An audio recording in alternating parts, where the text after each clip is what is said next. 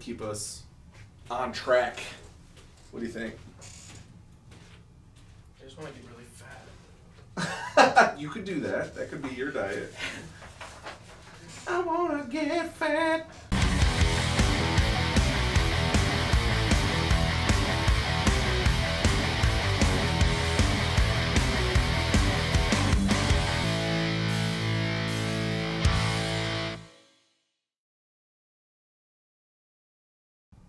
Ladies and gentlemen of the internet, welcome to the Shrine of Aquila Studio. We are coming at you with the next Tools of War podcast, episode 17, and boy oh boy do we have a lot of stuff to cover. As always, I am with my compadre, my BFF, my really low-chaired friend. I know. Why are you so low today?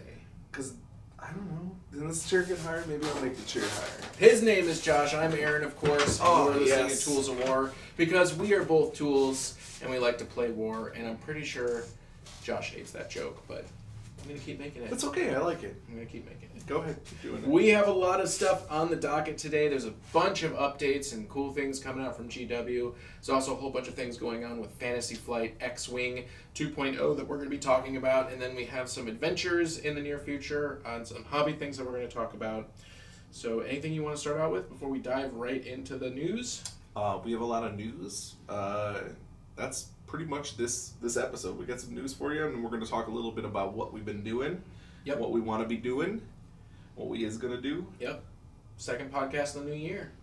Yeah, is it really? Yeah. Okay, fair enough. I think the last one was like the first week of January. Yeah, we're a little late. We're a little late. Sorry about that. Sounds good. All right. So there is There was ton of stuff. Yeah, there was from GW. Yeah, the first thing on the list is what? It looks like you changed my list. I did change your list. That's Horus Heresy Weekender. Yeah, that weekend was last weekend. And what do they got? It was basically all stuff about Forge World and Horus Heresy. And you couldn't get that out by that. So basically, the big news, Sanguinius is coming out. A lot of people are on the fence about whether they like the model or not. Have you seen it? Yeah. Okay. I mean, it's very inspired by medieval works of art and stuff. Absolutely.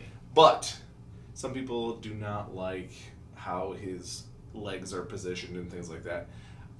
This model just cut him off and remove it. Yeah. Move him around. This model has had so much build up. Like, people have been wanting a Sanguinius model for a very long time. Very long time. So I don't think that they could match everyone's expectations for this model. I think it's super cool. I think it looks really good too. I think it looks really good. I played Blood Angels back in 2nd edition when Death Company had 2 wounds. Yep. That was awesome. That was super cool. What else have we got going? We got White Scars stuff. Yep, new White Scars. Everything's going to be in the new book 8 for the Horus Heresy, so Sanguinius, White Scars, Blood Angels, stuff like that. In addition, they also released a bunch of cool Necromunda stuff that they're putting out, a bunch of new characters. It looks like they're releasing a Rogue Psyker, re-releasing a Rogue Psyker model, in addition to a bunch of other characters and head swaps and weapon swaps. But the coolest thing I saw was a bunch of rats with dynamite strapped to the bomb. Rats with bombs. They look super cool. They actually have like sticks of dynamites strapped to them. Yeah, I like it. Dynamites? You think PETA's going to get mad again? I mean, they were mad about the Space Wolves wearing fur. Right. They're probably going to get mad about rats with bomb straps. Maybe they let the bombs go. They're intelligent rats. Right, just gnaw them off and drop them. Right, and they drop them. Absolutely. Yeah. I'm sure you don't remove the model after it detonates. They also had a bunch of new Titanicus stuff. They had like the new buildings, terrain. Yeah, and they also had like actual boards to play Titanicus on. Yeah. I mean, the boards look really, really cool. Yeah, and the terrain looks really, really cool. I just wish it was 40K terrain. Not me. Yeah, I know. All right. Whatever happened to your master Titanicus plan? I'm still painting it. It's been like 4 months. It's been 2 months. It's been so long. But in my defense, there's lots of stuff happening lately, so... That's true. That's true. All right, now this part you want to talk about. You've always liked these guys. Go ahead. I love them. Just Genestealer Cult. Lots of new Genestealer Cult coming out. I know there's been a ton of leaks and things online, so a lot of people probably know all about the Genestealer Cult, but we're going to talk about it anyways. The biggest addition to the Genestealer cult is the bikes and the ATVs, and the rules are treating them more like infantry, so it's going to be a core part of the army if that's how you want to build it. I think the models look really, really awesome. I'm very excited to put them together. When you said infantry, did you mean battle line? Yeah, well, I mean, they're going to be... The rules for them make them usable like you would normally use troops, and the stratagems that they're giving them, and so their position. I don't know if they're going to actually be specific troop choices, but I think that they are. Even if they aren't, you can structure your army around fast attack bikes for the Genestealer cult, which is a big change because Genestealer cult before you had your big trucks, but mostly you were either grabbing heavy tanks from IG or running a bunch of the cultist guys and ambushing. And when they got rid of the good ambush, it sort of diminished the usefulness of that army a little bit. So having something fast like bikes and having it be a core part of the army is really important. I also said battle line. That's from Age of Sigmar. Yeah, I don't know. I meant troops. Yeah, you meant troops. I meant troops. What do you think of how do you think the new models look? It's cool. Did you see the new vehicle they put out for it too? Yes. Oh, it looks cool. The bikes. I saw the bikes in the ATV. I think they come in like a 4-pack where you get like 3 bikes and 1 ATV. Mm-hmm. That's super cool. And you talk about this later, but if we're talking about models, the new female Magus model. I know. Yes, cool. I was going to put that in there. Yeah. They actually added a female model to the army list. So just taking a look at some of the rules that have been put on Warhammer Community. If you haven't checked out Warhammer Community, go ahead and do that. They have 2 rules updates that let you sort of preview the Genestealer cult rules. I did not look into any of the leaks or anything. Everything that I'm talking about is available either on GW.com or through the Warhammer Community site. Leaks for something else are coming. There might be some leaks coming out there. Skilled Outrider, -1 for hit rolls targeting this unit in the shooting phase. That would be the bikes. Yeah. Which is awesome. So they're -1 to hit. Now hold on before we go on there. So if they're -1 to hit, so to be hit, right? Every single model in this in 40K that came out with a -1 to be hit has been hit with a nerf at some point. Yep. When do you think like they're gonna just let them be new for a little bit and then nerf them later, or do you think they're actually? I don't know. The Genestealer cults, the people that are on it are not Space Marines, right? So they already don't have a good armor save, and they don't have the high toughness. So it might be the only thing that keeps them playable. Otherwise, I would assume they're very squishy. Yeah, we'll see. It's just interesting that they're putting another -1 to hit, which they've taken out of, or giving like serious nerfs to everything else. Yeah, so we'll see how that goes, but it seems good right off the bat. It seems like a decent thing. They have a flamer, which is D6 shots, heavy, strength 5, AP -1, 1 damage. Heavy flamer. Yeah, heavy flamer, but it goes on the bikes, which is kind of cool. Yeah. And they gave it a new name. So there you go. And then they have a bunch of characters coming out. There's like 5, I believe. We got Locus, we got Magus, and Magus is the female model. We have Nexus, we have Sanctus, which is an assassin, Clamavus, and those are all coming out, so you can bolster your forces. They each have special rules going on with them. I thought that the assassin was really cool because he gives a bubble. If he's on a bike, then it's a 12-inch bubble. If he's on foot, it's a 6-inch bubble.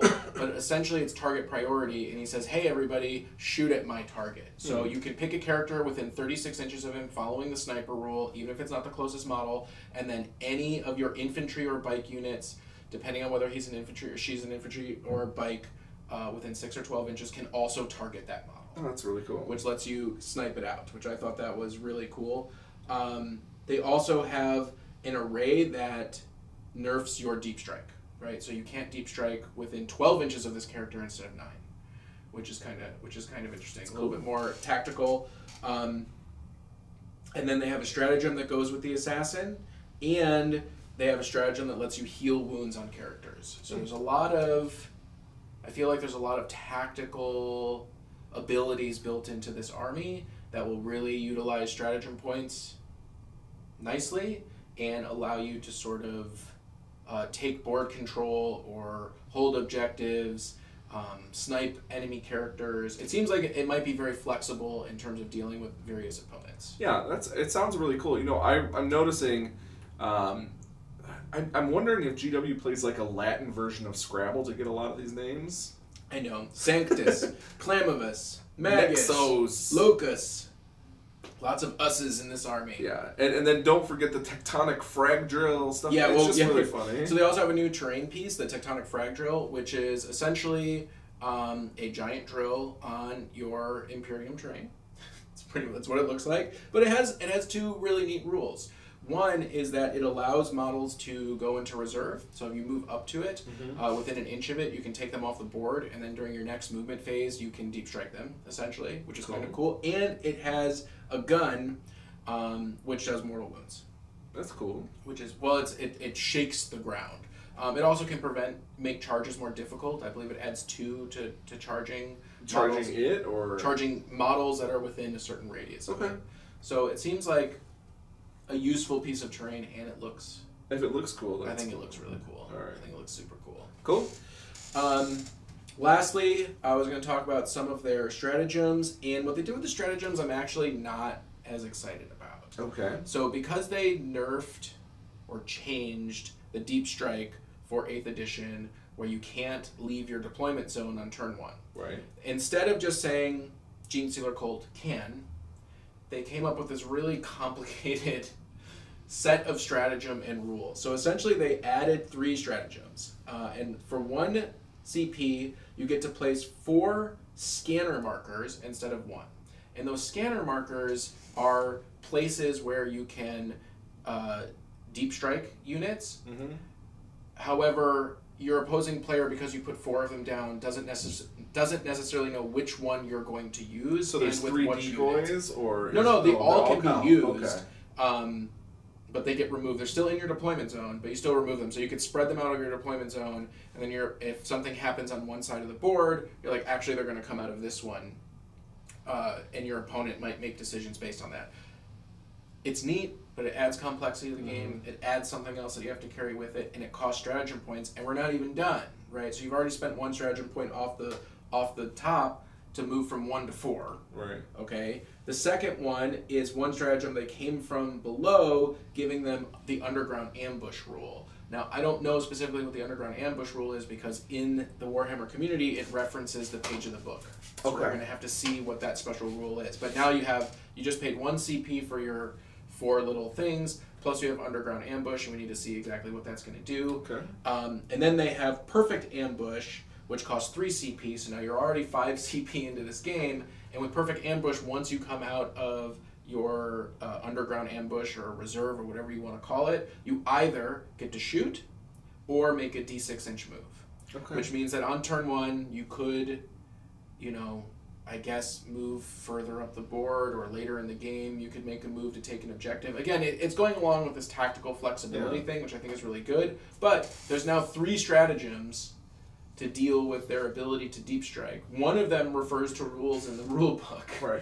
So it's kind of complicated. And I'm interested, this perfect ambush, it says move or shoot after deploy, so that sounds like they're going to be able to double tap. No, they can't. Turn. Yeah. Okay. If you shoot, then you still get your shooting phase. So you're going to shoot in the movement phase after you ambush, which can be really cool, especially if you're on turn 3 and you're using your Titanic frag drill and you moved a bunch of units in there, and then you're going to strategically place them 9 inches away from something. You can either try to move towards it, or you can be like, I'm gonna light this up with my sweet new flamer twice. Sweet. So those are kind of the new things for Genestealer. I have a lot. No, like my Genestealer Cole is actually 50 to 60% kit bashing. Okay. So what I did to make the basic troops is, for 2 years in a row at Adepticon, they gave these little sprues of World War I and World War II guys. Yeah. And they're just like normal troops. They essentially look like IG, right? Mm-hmm. And then the Genestealer Cult that I bought, they come with 1 million head variations. Right. So I just changed all the heads, looked at the weapons, made weapons. So I filled out most of my troop requirements with I think it was 30 of these guys. Counts as conversions? Counts as conversions, but they have the appropriate weapons, and they have the Genestealer Cult heads. And they're on the correct base size. So I maybe in total have about 2,000 points, 1,800 points. Okay. So I'm definitely going to have to fill it out with some of these bikes. And obviously I can throw, guard into it. And NIDs. And NIDs. Well, you might be able to throw guard into it. And The some Lehman of Russes you can. Yeah. Sure. Well, I'm just saying because some of this new book, they might have some of the variants, like the army types can't take one of the Yeah, no, they might. But you can definitely take Lehman Russes and whatnot to fill out your army if you want. That's a Genestealer cult. I've already pre-ordered some stuff, so I'm very excited about it. We're going to be building that up and painting it. How are you painting it? I don't know. Okay. Blue? Maybe green? Just all blue? I don't know. I gotta figure it out. Shades of blue? Shades of blue. 50 shades of blue. 50 shades of blue. You could just do a zenithal highlighting column, 50 Shades of Gray. Well, I thought blue was more punny than 50 Shades of Gray. It could be, but it's easier to do. It's much easier. They're gonna be gray, ladies and gentlemen. They're gonna be gray. So that's what we got for 40K. The Genestealer cult is pretty cool. And then, like Josh was saying, a ton of stuff is coming out on Forge World. There's some really neat. He didn't really talk about it. There's some really cool Mechanicus stuff coming out. I saw some pictures of. So that's the new big vehicle. The big vehicle. It's like a walking tomb. Yeah, that's pretty cool looking. I forgot about that. Yeah, I mean, there's just a lot of stuff. I mean, we don't really play a lot of that stuff, so no. We like to look at it. Yeah, but the models are really pretty. They are. They're very, very pretty. New stuff for kill teams too. Have you looked into that at all? I did not. Well, we got to get these books because we're a little bit behind. We're way behind, but we like to play kill team. And we do like to play kill team. So the two big things is that organized play rulebook is either out or coming out, and so again, based on of the tournaments and things that have been going on, they're tightening up and clarifying rules specifically for tournament play, which means that pretty much everybody's going to be following those rules, and they have a new book, and that book is also going to have new missions and strategies and the commanders and all that. And then in a separate book, they have the command roster. The command roster is they've added high point characters for a kill team. Yeah, they did this a while. We're behind the news. We're behind on that. We actually haven't played with it yet, but not everybody keeps up with everything right on time. So if you haven't checked it out, what you can do now is by upping your point limit to, let's say, 200 points, each faction now has between a 65 and 107 point commander that you can add to the army. Cool. Right, and those guys are pretty powerful. And I have no idea. Imagine, like having an actual character in the game. Yeah, having an actual character in the game. So I was making our lists earlier this week, and I added one, not realizing. I just clicked on the leader thing, and I was like, why am I out of points? I've only added one guy. I'm going to take the Hive Tyrant for my leader. Yeah. Take a Flying Hive Tyrant. Yep. You don't mind, do you? No. Do you mind? I don't mind. Also, a bunch of new stuff for AOS. What's going on there? Yeah, so they're continuing to do their made to order, and since the new Gloom Spike Gits has recently come out, they did a made to order with a bunch of old models. There's nothing that I saw that was really cool. There's a couple old wizards that look really neat.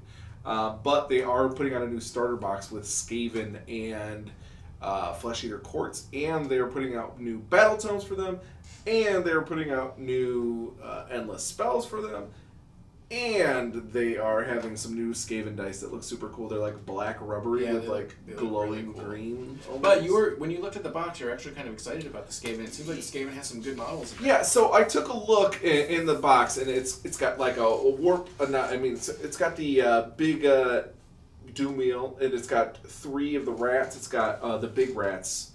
I forget what they're called. They're the ones that everybody had in their list because they just could do like 18 mortal wounds in one turn. And they come up from underground and go, you're dead. 3 of those and a character, and then they had the one big war machine, which I'm blanking on, Plague something Catapult or the Warp Lightning Cannon. Yeah, that's what it is. It's the double kit. So it comes with one of those.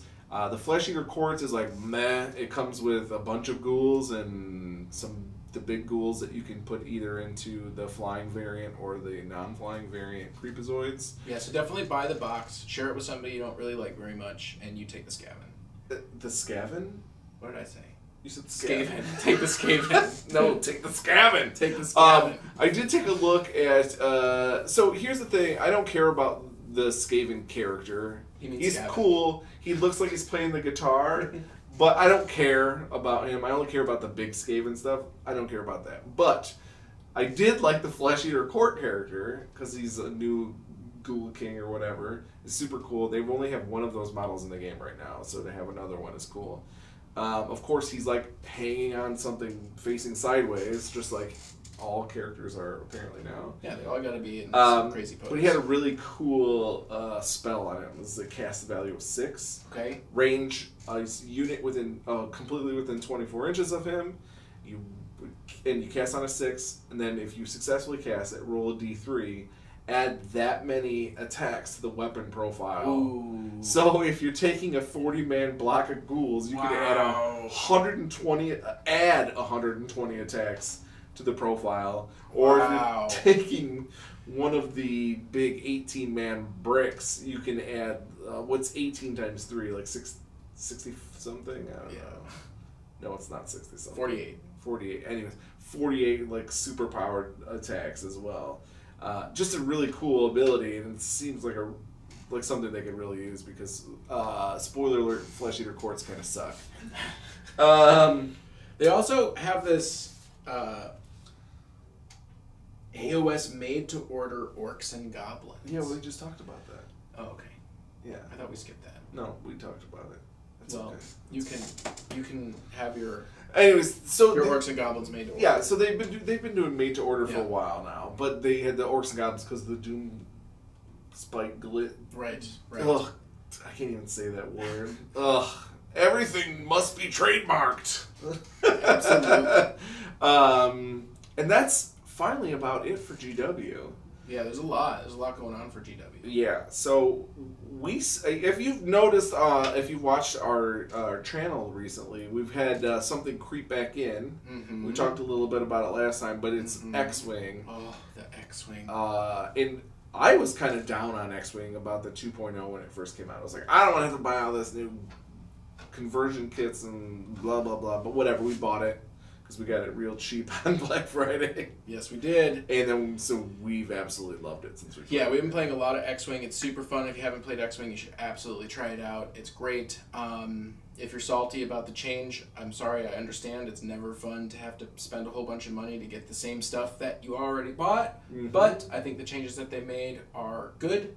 And we've been enjoying it a lot. And there's a bunch of new stuff from Fantasy Flight Games coming out for X-Wings. First of all, let's just start straight off with they've already updated the points. Right, so after release. The Phoenix Open last weekend, the day after Monday is when they released the point changes. And they let everybody know that they were going to do that. But I actually want to peel back for 1 second. So all the people that, don't want to buy conversion kits for their new ships or whatnot, Wave 3, which is coming out soon, will have 2 whole new factions. You can just buy them and not buy any conversion kits. That's right. That's a way. Any conversion kits. All you might need is to buy a starter set to get your new turn templates and the damage cards. Right. You need the damage cards. And upgrade cards. You need the templates. So one of the things that changed, I don't think we talked about this last time, is that the templates, the movement templates, while they're the same number and the same shape and the same size, they've added a center line, and that center line is subtle, but it's important. You use that center line for certain weapons, but also for movement. Specifically, when you bump or run into an obstacle, you have to keep your ship lined up with those center lines, which removes some of the, confusion, let's say, from 1.0 of how exactly you're going to place the ship when it can't complete its maneuver. And it really does modify how those ships are moving, so it really helps out. So we like 2.0, and there's a bunch of new stuff coming out, but I want to talk about points real quick because there was a point change. Huge point, hundreds of points. Yeah, so the 2 newest factions that they just released the conversion kits for, it's actually split off to their own factions, the Resistance and First Order, saw really moderate changes. They changed, I think in the Resistance, they only changed the Star Fortresses. Yep. They just dropped them all, and then in the First Order, they dropped Kylo, and Kylo's terrible. I think they dropped all the Strikers. Is that what that's called? The Striker that he's riding? The bigger TIE Fighter thing. I think they just dropped the Strikers for the most part for them. The other factions saw some more changes. Hold on. Really quick. The thing with First Order is there's 4 ships, and 2 of them are TIE fighters. Mm-hmm. You know, even though there's the FS TIE fighter and the regular TIE fighter. So you already don't have a lot of flexibility, you know, and I was running into this problem too, where it's like, I want to vary my list, I want to try to do more combinations, but as soon as you add a shuttle or a striker, you're like, you know, halfway through your points, easy, without even upgrade cards on it. So it was a little bit difficult to do that. And Kylo Ren, his force ability, I mean, he was expensive and it was garbage. Yeah. You know, it was not good. So I think they needed to make those changes. There's still not a lot of variation with those because of the limited number of ships and number of cards. So they're going to have to do something about that. Well, I think that's only going to be a problem in Extended. So there's the 2 formats, basically, like Type 2 for Magic and the Extended, which is everything, and then the Hyperspace, which is just 4 ships from every faction. And right now it doesn't matter if you're playing Hyperspace, every single faction only gets 4 ships. Right. So well, that's true. They definitely are more into the Hyperspace and works, you know, right up what Fantasy Flight's trying. I know, but I'm not super into the Hyperspace because I'm not. I mean, first of all, we're not playing tournaments, right? Sure. And I love Star Wars, and I want to play with all the ships. You know what I mean? Like I want to grab things. I want to play with them. There's 2 rules. There's two ways of playing. I think they're both cool. I think they both have their place. I like that the new tournaments are going. Half the tournaments right now are Hyperspace, half are not. Basically, is what they're going to be doing. The reason I like that is because a new player can come in and play. I think we talked about this a little bit last time. Anyways, okay, so the next faction was Scum. They only saw a small amount of point changes. But one of them very significant. Gosh. Some of the point changes went down. The big thing for that and for Rebels is Moldy Crow went up basically like 33%. The title. Boba Fett went up 6 points because everybody knew that was going to happen. Paylob, I think, went up 2 points. And then everything else was very minimal. So they got the next littlest change. Well, but now you can take 3 IG-88s. You can take 3 IG-88s, and you can take 3 of them with the title if you take the non-good ones. Which for a while, like, because if you had IG-88 in 1.0, you probably had 3. The whole point is that you run the 3 robots together, they share their abilities, and it's pretty much a list. There's not a lot of thinking to it. There's not a lot of customization. It always took up a lot of points, almost all your points. I think you could only take 2 in 1.0. No, we definitely took 3. Did we? Okay. Yeah. And when 2.0 came out, you could only take 2. Now you could put an IG-88 onto another ship and allow that ship to share the abilities of the other IG-88s, but come on, like, you want to run 3. So they modified the points just enough so that you can now fit 3 into the game, which is just a fun thing to do. I don't think it's necessarily a very competitive list, but it's definitely a fun narrative list to play, and I'm glad you can. Yeah, I think you can make a 3 ship list with the free tractor beams with all of them with titles, so you have some upgrades. Yeah. So, it's cool. And then the next thing that we would talk about is the Empire. Big things to note there. I'm just doing off the top of my head, but they nerfed the list from the tournament immediately. Right, so the Phantoms, they went up a little bit, just enough. Like the generic Phantoms, I think, went up basically just enough. They basically one of the top lists was 4 Phantoms with Juke. I think Juke went up 2 points, and I think those Phantoms went up 1. I think Echo and Whisper might have gone up a couple of points. But the big change is they took the crew slot off, which people were riding around with Vader. And so they took that off and they changed it to a gunner slot. Makes a lot more sense. And let's see what else. They changed, the big thing that they changed was a generic, which is trajectory simulator. So that originally was, I think, 3 or 4, and they boosted it all the way to 10. And the reason why is because they've got such great bombers for the Empire. They raised up basically all the bombers for both the Punisher and the bombers. They all went up in price. The Decimators went down. Defenders went down. Here, let me just break in 1 second. Yeah. Here's the good thing and the bad thing about what Fantasy Flight is doing. Okay. 1, it's very good that they have the app and that all the points are in the app, and when they make these changes, they just happen, and that they don't have the points printed on the card, so there's no confusion.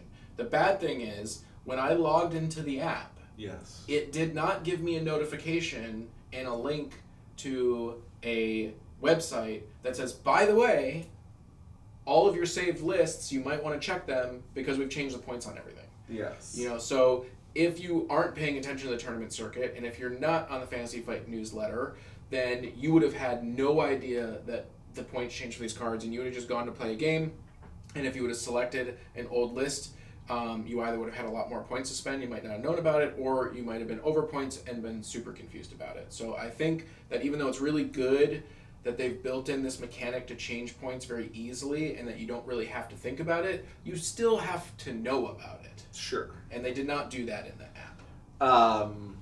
Let's see. So that's basically Empire in a nutshell. The next thing was Rebels. They had huge point drops all over. Princess Leia. I think the other factions saw anywhere from like 30 to 60 point drops in how much things costed. Total.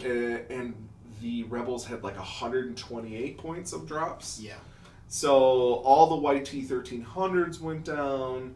The A-Wings went down and got an extra talent slot. Because the Y-Wings went down. B-Wings went down. Princess Leia went down. Princess Leia went down. The other Lando went down. Princess Archie Leia is went now down. Princess Leia is now a really good card, going from 8 to 2. Yeah. She's now great because before she was garbage. Essentially, Princess Leia, she has 3 energy.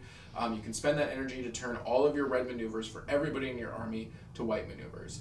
And if you check out the game that is either going up just after this podcast or went up just before this podcast, it's recorded but it's not edited yet, you will see Josh use that ability to great effect and you'll understand why it's so good. So really at good. 8 points, it's expensive and difficult. But at 2 points, even though it's expensive and it uses all of her energy and you're only going to get it off once, maybe twice in the game, if you do it properly at the right time, dropping your red maneuvers to white maneuvers is fantastic. It almost makes her, as you put it, an auto-include Stapler. in any list. A staple.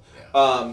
So yeah, I used U-Wing in that, and it's hilarious to do the little spin around and not get stressed out or anything. Right. It's super cool. Anyways, so lots of drops there. What they did do this time is they changed a lot of generics to go up, and a lot of them got changed about what the piloting skill is, or what if the person was a force user. I'm sorry, not a force user. It was piloting skill, agility on ships, and then I think piloting skill too, like advanced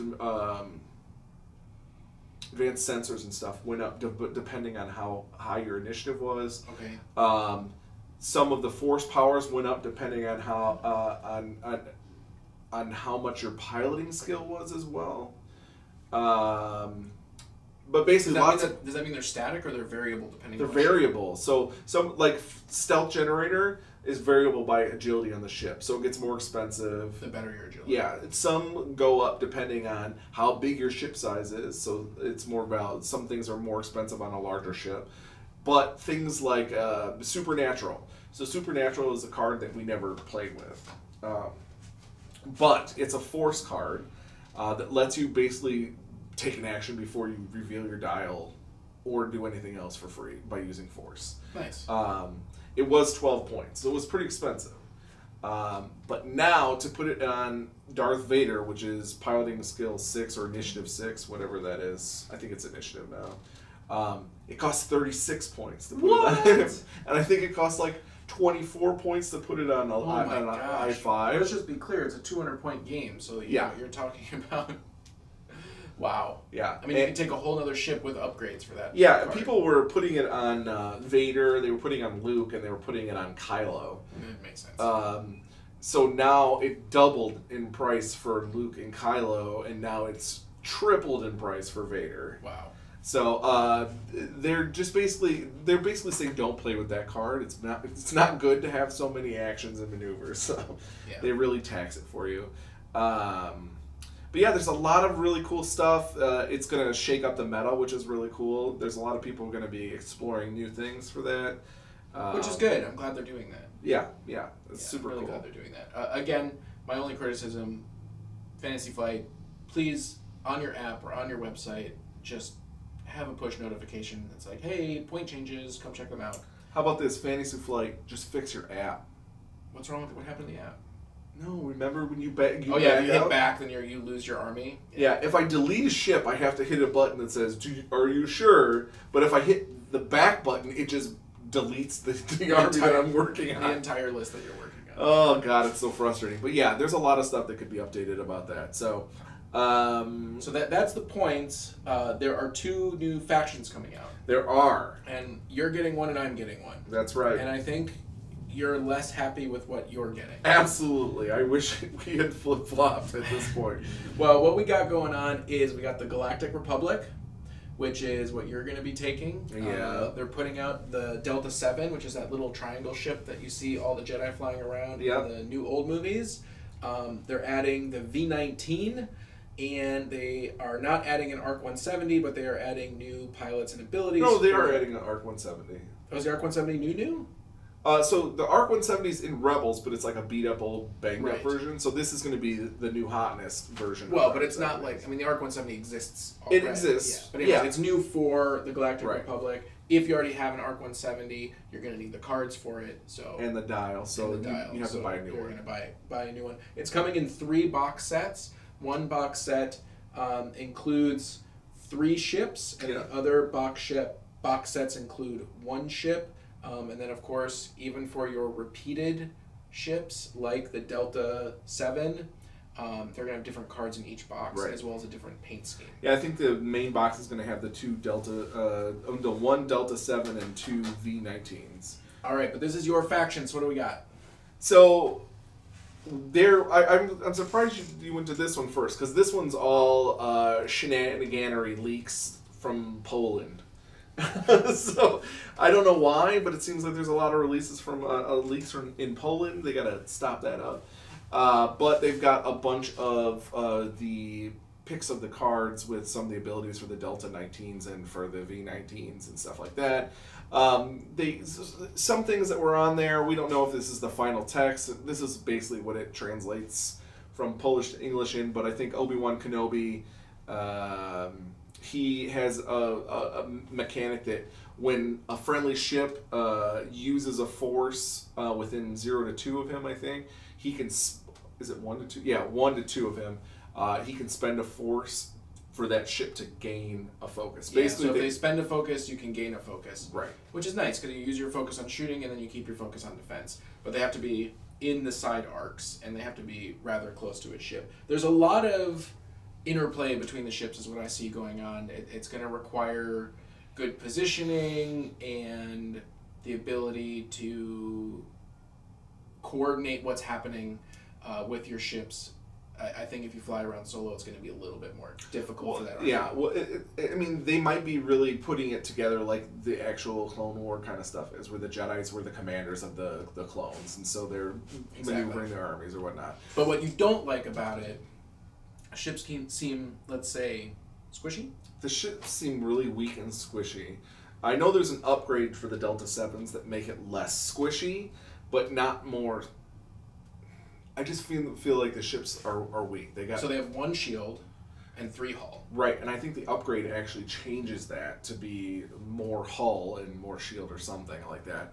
I haven't paid attention a lot to that. I just know that everything that I've seen in this is like 2 damage, 3 agility. 3 agility is not bad. Don't get me wrong about 3 agility. Yeah, but with 4 hull, that's an A-wing.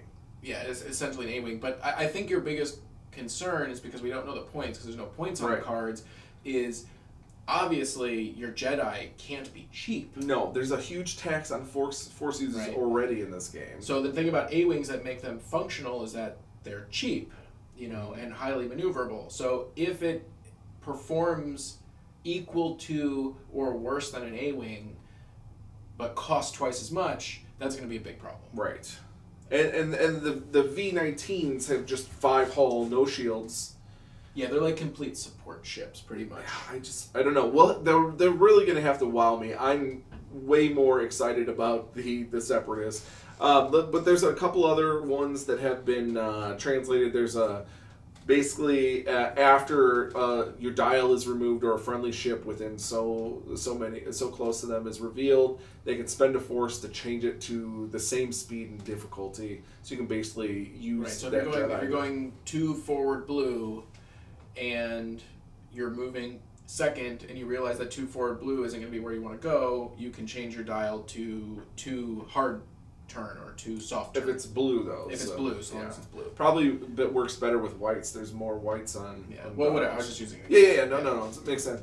And then it says Mace, whenever he performs a red maneuver, he recovers 1 force. So he can gain. And I think he has 3. Here's the thing. Like, I looked at it, I was like, okay. He has 3 force to start with, plus he's regenerating a force. So it doesn't seem...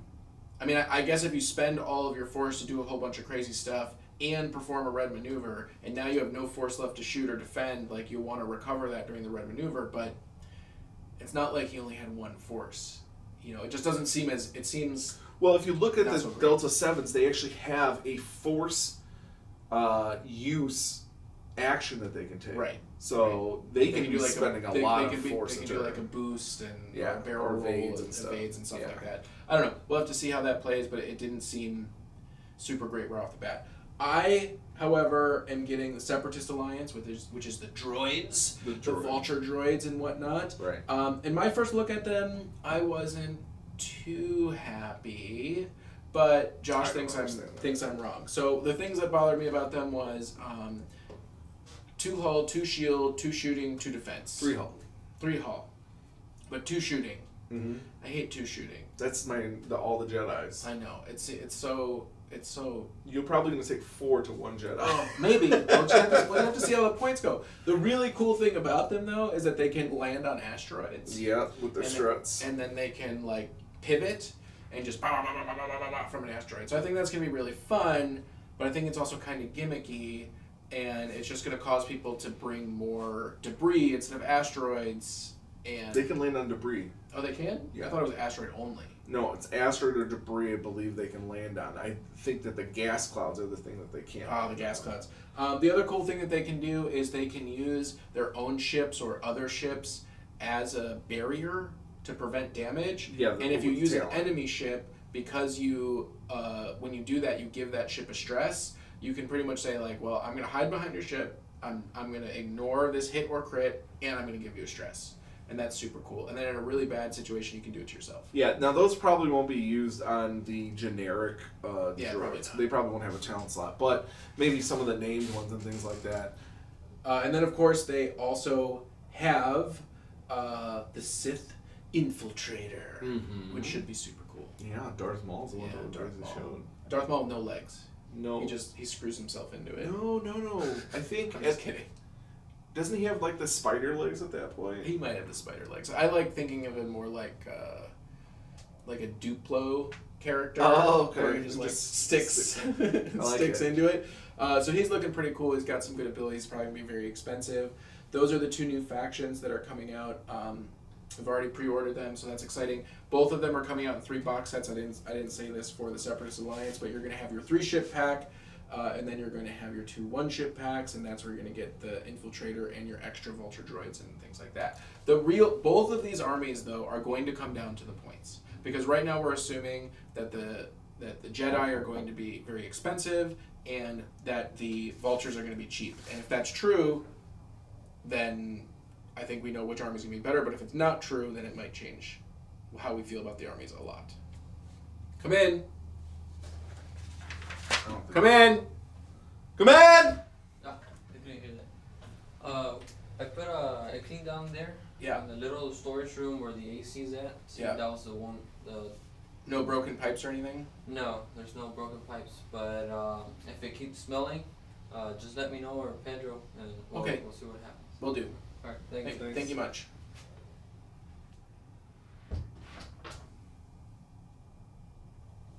Well, that brings us pretty much up to date with all the news. I don't think I missed anything. Nope.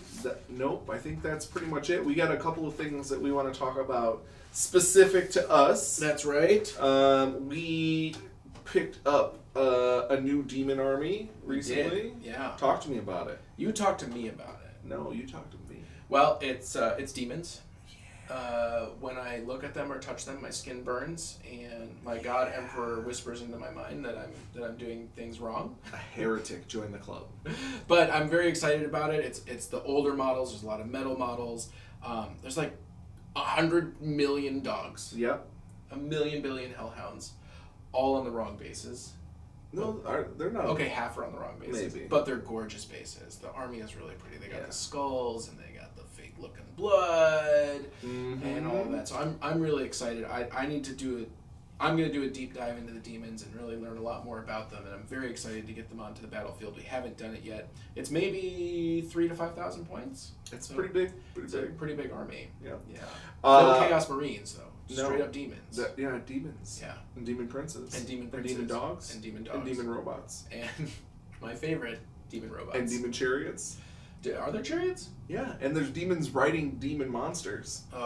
It's going to be great. Yeah, it's cool. So, super excited, super jealous because that was one of my old armies, but I'm going to probably be able to play it anyways.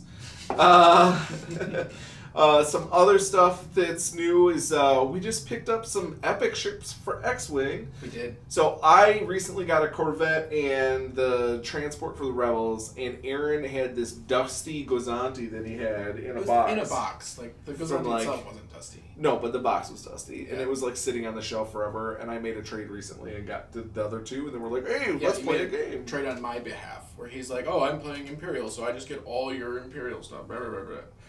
And here's my Rebel garbage. What are you talking about? Nothing. I'm not talking about. All right. Anyways, so Aaron really liked the Epic, and he likes big ships. So I went up to a game store the other day. Oh my gosh! Saturday, I think. Yeah, I don't know. I have to find the game. You talk about it. I'm gonna find the store because I want to plug them. So pretty much we got the Imperial Mini Star Destroyer, and we got the Croc. The Raider, right? The Raider, yeah, and we got the Croc. So now we have one of each of the ships, and we did play one game using 2.0 rules for the standard ships and the 1.0 rules for the Epic ships because they don't have Epic rules for 2.0, and we found that it worked just fine. We just we took all the Epic ship points, and we just said, okay, we have 150 extra points of Epic ships, so the opposing player will do 150 points of Epic ships. What we realized, though, is that some of the Epic ships are 100% support vessels, and some of them are like attack vessels, so we really needed to get the Croc and the Raider, because otherwise it's very difficult to match them up and keep faction coherency. So when I played, I actually played with a Rebel support ship and an Imperial support ship, and it didn't matter because I had one gun between the two of them, and it just, it wasn't able to fight the Corvette the way that it should. But now we can, and we can mix and match however they want. I did order a second Croc, so we're going to have 2 Crocs, which is nice because 2 Crocs equals 1 Corvette in points, approximately. It's about 100 points. Mm-hmm. So we're going to start throwing Epic in, even though technically it's 2 different systems, but we're just going to play the Epic with 1.0, and we'll play the little ships with 2.0. It seems to work great. Yeah, worked fine for us, and it's Affinity for Gaming and Crystal Lake. Shout out to you guys. We appreciate it. They actually only carry the Fantasy Flight Star Wars miniature games. Everything else is board games and Magic and card games and stuff like that. No Warhammer. They don't carry Warhammer, but they carry all the Imperial Assault, all the Armada, all the X-Wing, the card games, and they have a huge stock of X-Wing. Like I said, we bought 2 Epic ships there. They still have at least 4 to 5 Epic ships available there. So if you need your Epic ships, and they can be like, if you're interested in Epic, be very careful when you go onto eBay, because I went onto eBay to look for the Croc. You're right, and there were opened boxes missing cards for like $150 to $300. Wow. And I had to scroll down to like page 5, and I found a new in-box Croc for like $35 with $5 of shipping, which is a really good price. But there's definitely a lot of opportunists on eBay right now, and you could really overpay for one of those big ships. I know they're harder to find in some places, but just be careful if you buy them. You shouldn't be paying over $100. You can definitely get them cheaper, so just be careful. This is true. So we're going to be opening those ships up today and probably working on getting some games in of those guys. You're going to be working on Genestealers. What else you got coming up? I have a pretty big trip coming up. Unfortunately, you can't go with me, but I am going up to Mini Wargaming in about 2 weeks. I'm going with Sean. If you've seen some of our older battle reports, Sean used to do battle reports for us remotely when he was living in North Carolina. He doesn't do that anymore, and Sean and I did our first campaign. When we tried to do a campaign, it's really a bunch of terrible videos. We did a horrible job, but it was a lot of fun. It's where Shield Hand Johnson came from, so some people still really like Shield Hand Johnson.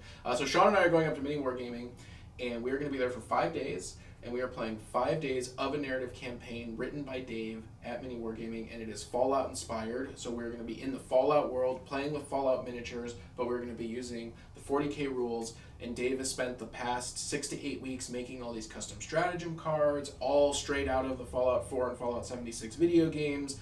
Things, we're going to have the Fat Man weapons and perk cards and all sorts of things. Awesome. And it's going to be a narrative. Dave is going to be pretty much playing the NPCs, and Sean and I are going to be running around. I don't know if Sean and I are actually co-op or if we're opposing each other, but I do know that there's going to be limited upgrade cards. Like you can get power armor, for example, but we might be competing for those things. The question is, are you survivor, super mutant, ghouls? We are survivors, and we're from the vault. He made that very Just want to make sure, because I didn't know if you were the Brotherhood of Steel or we might be able to do Brotherhood of Steel. You might be able to join factions. Okay. But we are playing human survivor characters. Okay, fair enough. So I'm really excited about that. It's going to be super fun.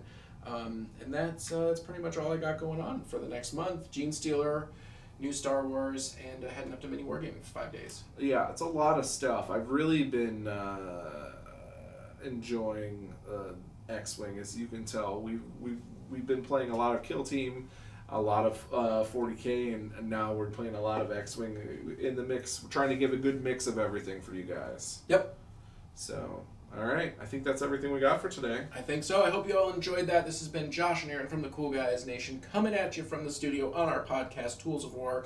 If you are a subscriber to our channels, thank you so much. If you're not a subscriber, check us out on youtube.com/coolguyswhosit@home. Our old name, I still have that handle, which is fine with me. Hit that subscribe button, hit that bell button. If you want to help us out, check out our Patreon, link in the notes below, or if you're listening to this on your podcast, you're just going to have to go to Patreon in the search bar, and you can join our Patreon there. We have a bunch of different membership levels. And lastly, if you want to help us out, that is non-financial, go to coolguysnation.com, join our newsletter. That's super good for us too. Hope you enjoyed it.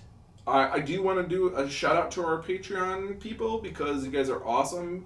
Because of your contributions, we are actually going to be getting some accoutrements for our reports. We got oversized tokens ordered. Yep. So that when you see our X-Wing battle reports, you'll be able to see what tokens are on what ships real easy. So thanks a lot. Yep, we also got two new mats. That's right. Yep. For X-Wing, and we got the Croc. Yeah, we got the Croc. And that's pretty much it. That's everything we were able to get. Yeah. Well, we appreciate it. Thanks again, guys. And we'll see you on the table. See you on the table.